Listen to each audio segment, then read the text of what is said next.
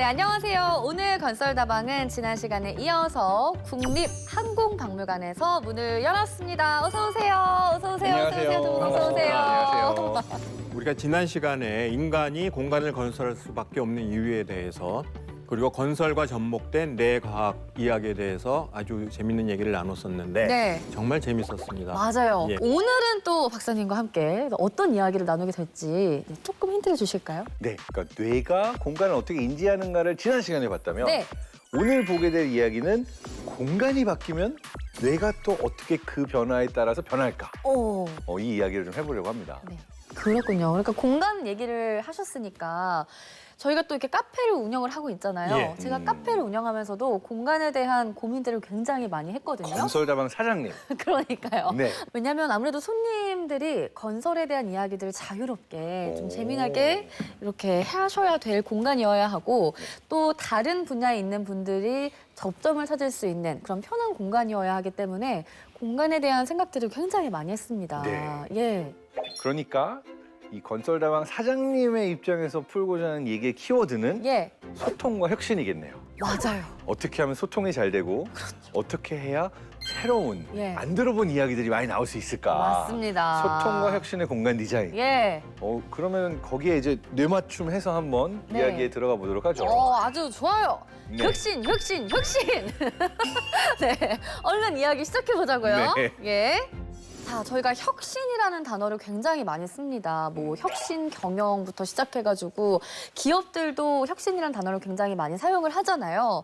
그런데 이 단어가 공간에 들어오면은 어떤 생각을 할 수 있을까? 약간의 물음표가 던져지긴 하거든요. 그 전까지 혁신은 뭐 조직이라든가 뭐 급여, 교육 이런 걸로만 된다고 생각을 했는데 가만히 보니까 네. 이 일하는 공간이 혁신 영향을 많이 끼치더라.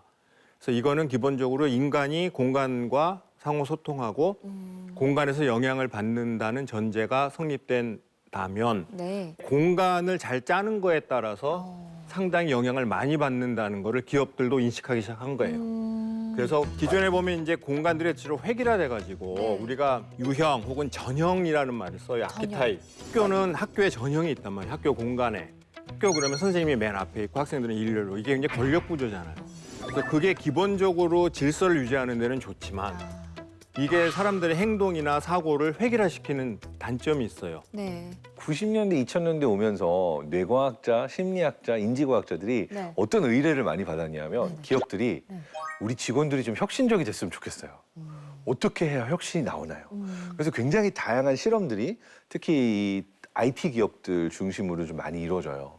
기억에 남는 두 개의 연구가 있는데 그중에 하나는 MIT 미디어 랩에서 어떤 연구를 했냐면 제약회사에서 약으로 출시할 수 있는 신약 포뮬러를 개발해내는 사람이 네. 이 혁신의 최고봉에 있는 거죠. 그래서 이걸 예측하려고 하는 거예요.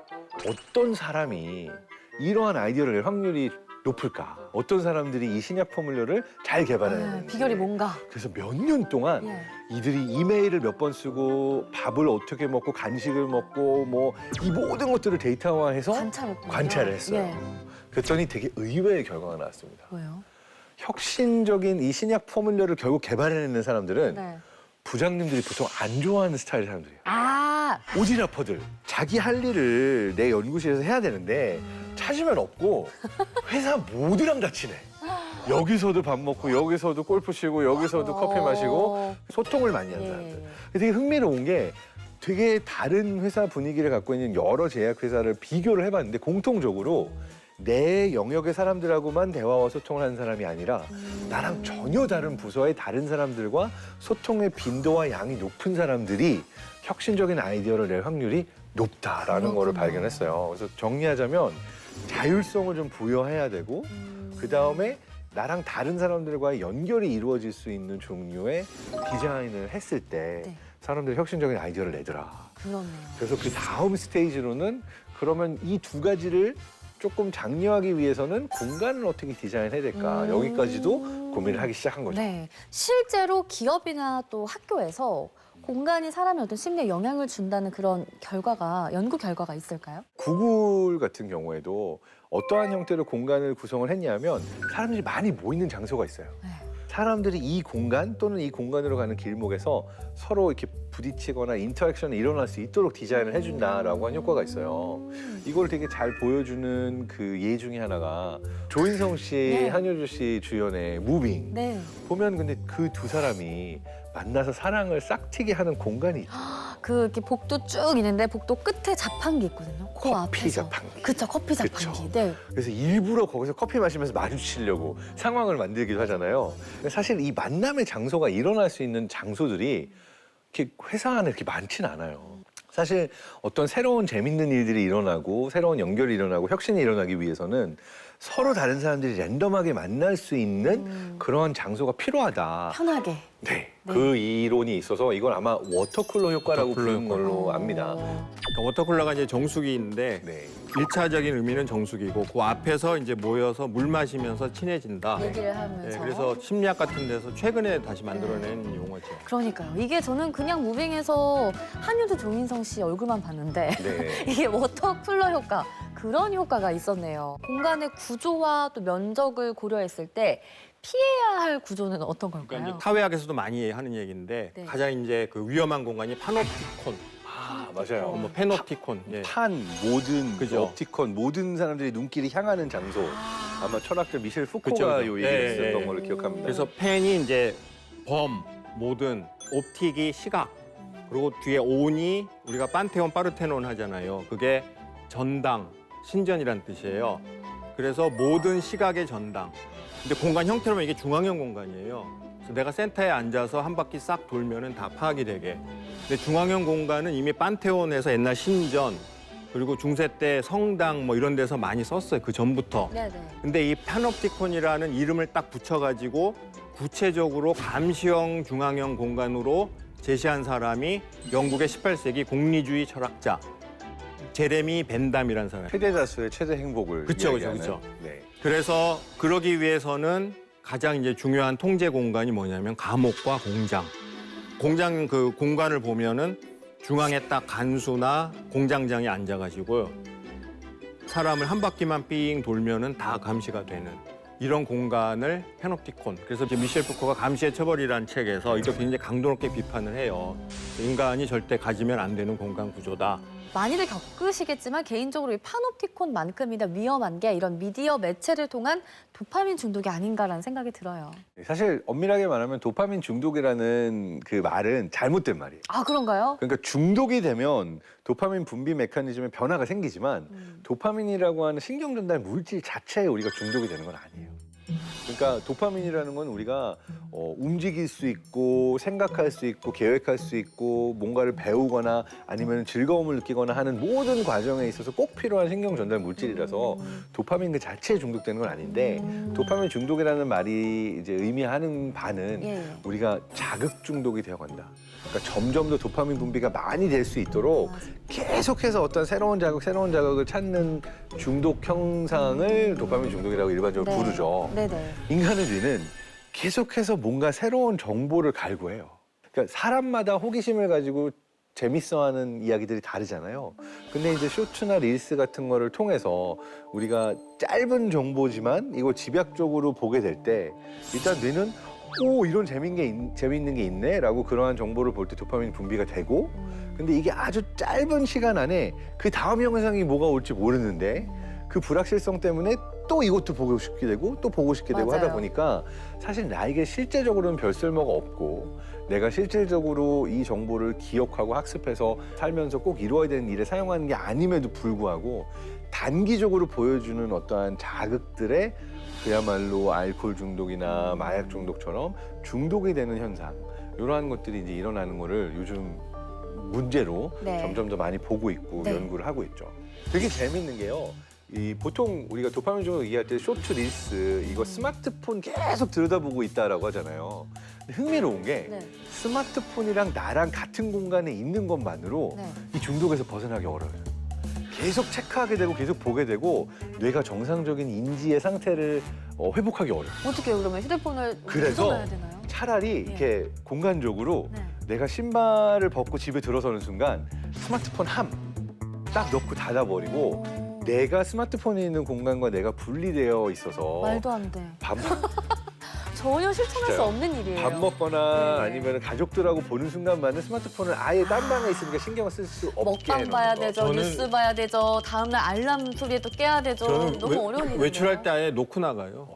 아주 건강해. 전화기 없이 살아요 그냥. 그래도 사라져요. 별 아무 일도 안 일어나요. 그래서 제작진들이 연락이 안 되신다고 휴대폰도 가지고 다니시고 그럼 이제 버스 저는 차를 안 몰고 주로 대중교통으로 다니까 버스에 앉아 소리면서 멍 때리는 거죠. 그런 뇌 아주 시간도 좋아요. 그런 시간도 필요하겠네요, 교수님. 자, 그러면 너무 이렇게 도파민 중독에 빠져들어도 안 되겠다라는 생각이 드는데요. 혹시 이 도파민 중독에서 벗어날 수 있는 공간 치료 방법이 있을까요? 예, 저도 그 이제 굉장히 관심사고 마침 오늘 박사님 오셨으니까 공간을 봤을 때 똑같이 즐겁잖아요. 어떤 공간을 보면.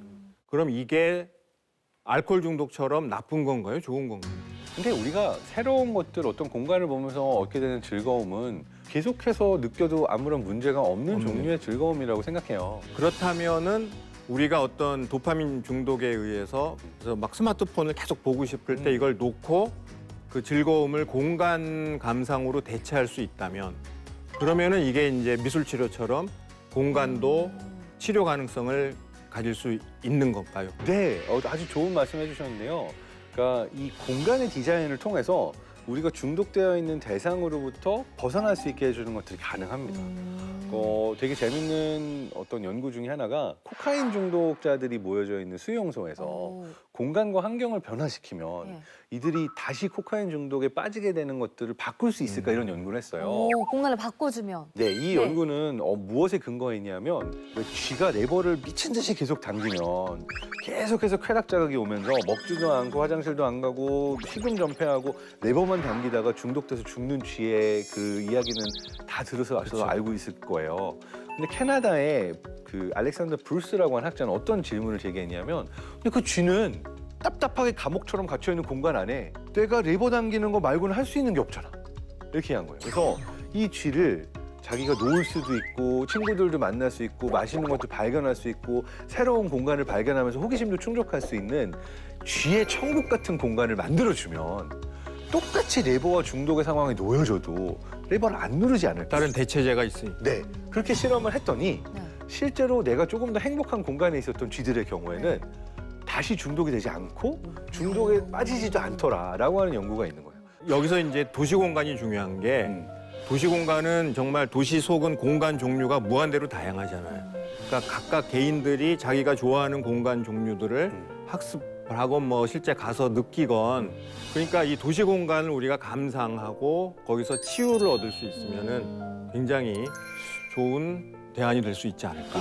최근에 그 뭐 소확행과 함께 유행하는 단어 중에 하나도 케렌시아라는 단어가 있잖아요. 뭐죠?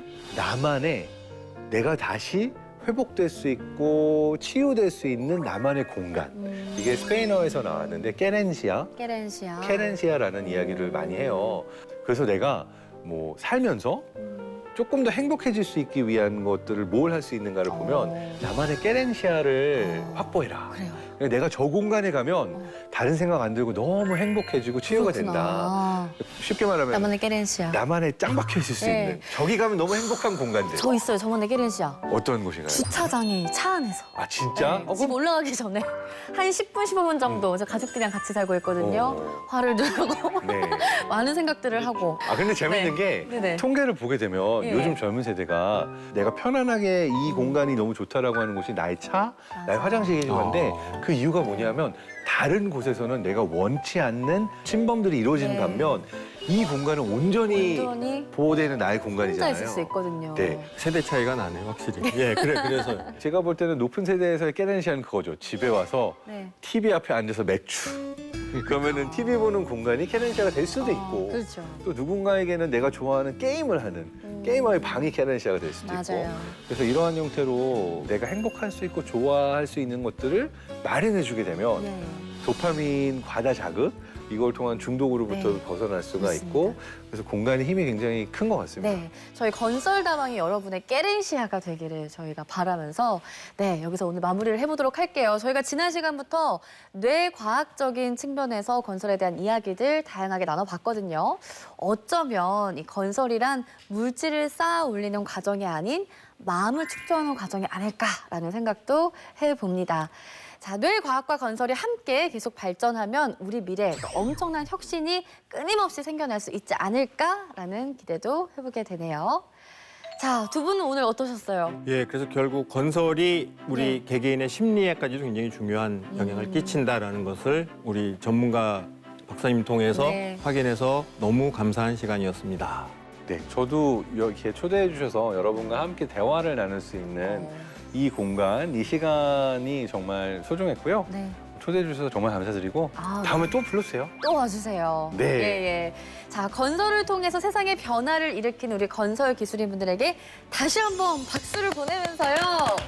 네, 저희 또 클로징 곡을 네. 들어야 되거든요. 네. 너무 기대가 됩니다. 오늘은 어떤 곡 아, 준비해 제가 정말 좋아하는 곡인데요. 예. 이 우리가 아무리 마음이 꺾이는 순간이 있고 힘든 순간이 있더라도 제일 중요한 건 멈추지 않고 네. 그래도 또 시도하고 순간만. 달리고 하는 것 같아요. 예, 예, 그렇죠. 그런 의미에서 퀸의 Don't Stop Me Now, 나를 멈추지 마.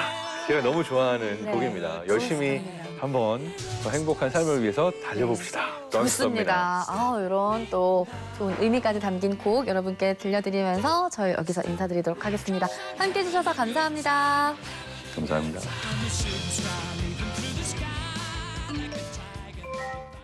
오, 왔다. 무슨 알람이에요? 사장님 아직 알람 네. 못 받으셨어요? 저도 온 게 없는데. 지금 건설다방 업로드 됐잖아요. 설마 건설다방 아직 구독 안 하신 거 아니겠죠?